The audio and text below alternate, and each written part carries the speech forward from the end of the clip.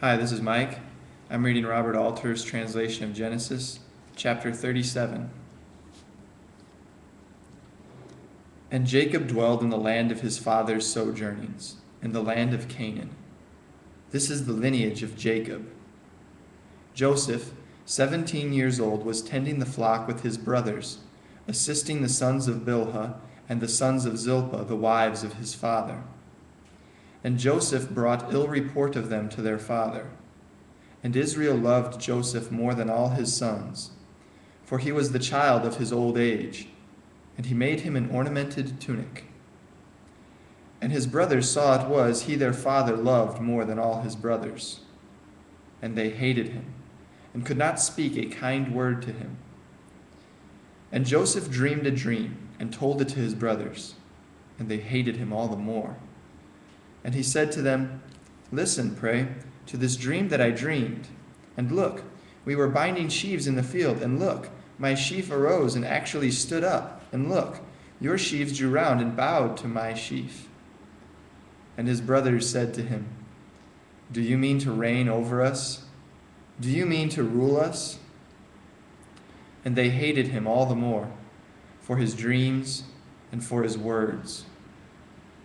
And he dreamed yet another dream, and recounted it to his brothers, and he said, Look, I dreamed a dream again, and look, the sun and the moon and 11 stars were bowing to me. And he recounted it to his father and to his brothers. And his father rebuked him and said to him, What is this dream that you have dreamed? Shall we really come, I and your mother and your brothers, to bow before you to the ground? And his brothers were jealous of him, while his father kept the thing in mind. And his brothers went to graze their father's flock at Shechem. And Israel said to Joseph, You know your brothers are pasturing at Shechem. Come, let me send you to them. And he said to him, Here I am.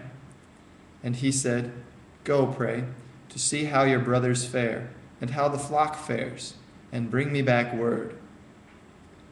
And he sent him from the valley of Hebron, and he came to Shechem. And a man found him, and look, he was wandering in the field. And the man asked him, saying, What is it you seek? And he said, My brothers I seek. Tell me, pray, where are they pasturing? And the man said, They have journeyed on from here, for I heard them say, Let us go to Dothan. And Joseph went after his brothers, and found them at Dothan. And they saw him from afar, before he drew near them. And they plotted against him, to put him to death. And they said to each other, Here comes that dream master. And so now let us kill him and fling him into one of the pits. And we can say, A vicious beast has devoured him.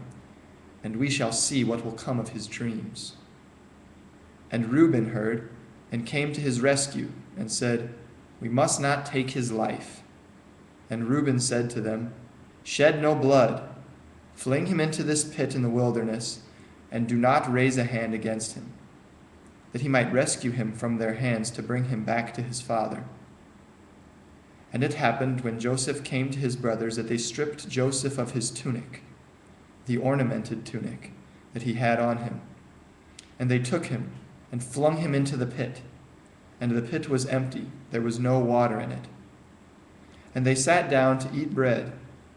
And they raised their eyes and saw, and look, a caravan of Ishmaelites was coming from Gilead, their camels bearing gum and balm and ladanum on their way to take down to Egypt. And Judah said to his brothers, What gain is there if we kill our brother and cover up his blood?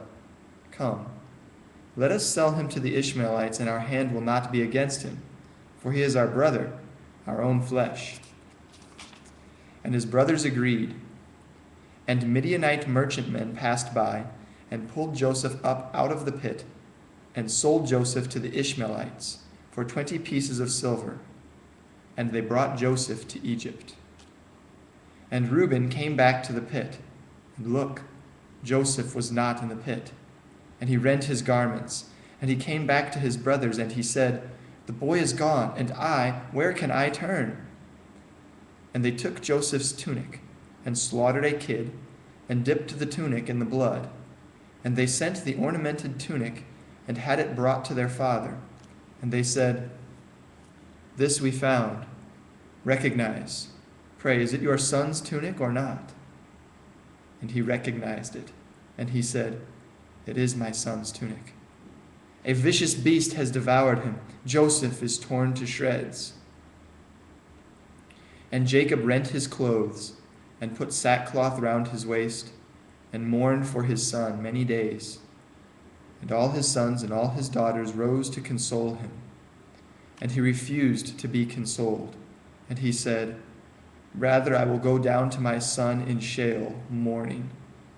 And his father keened for him. But the Midianites had sold him into Egypt, to Potiphar, Pharaoh's courtier, the high chamberlain.